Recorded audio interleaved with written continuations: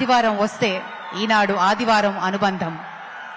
సినిమాలపై ఆయనకున్న ప్రేమని ఉషోదయ కిరణాలతో తెలుగు ప్రజలకు రాసిన ప్రేమలేఖ, శ్రీవారికి ప్రేమలేఖ వంటి ఎన్నో చిత్రాలు కేవలం ఆరోగ్యకర హాస్యం మాత్రమే కాకుండా సమాజ శ్రేయస్సు కోరుతూ మనలో స్ఫూర్తిని నింపిన ఎన్నో సినిమాలు ఆయన వెనకుండి నడిపించారు.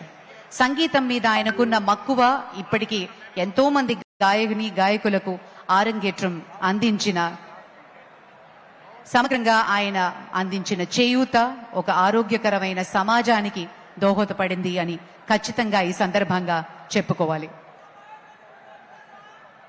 Under his leadership, Eenadu has grown to become one of the most widely read newspapers in Telugu states, and the group has expanded to include television channels, radio stations, and media outlets.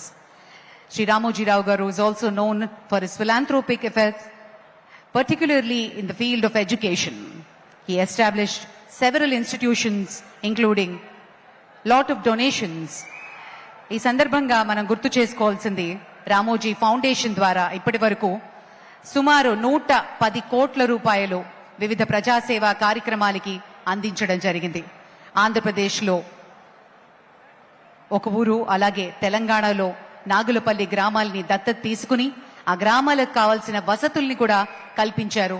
Scholarships అందించడమే కాదు, విద్యార్థులకు schools, buildings, roads, electrification, వివిధ సదుపాయాలని కూడా ఏర్పాటు చేశారు రామోజీరావు గారి ఫౌండేషన్తో. శ్రీ రాజమౌళి గారికి ఉన్న అపారమైనటువంటి అనుబంధం ఈనాడు సంస్థతో, అలాగే రామోజీరావు గారితో. మరి అలాగే శ్రీ కీరవాణి గారు కూడా ఈ సందర్భంగా ఈ సంస్మరణ సభలో పాల్గొనడం విశేషం. వారికి కూడా ఆహ్వానం పలుకుతున్నాము.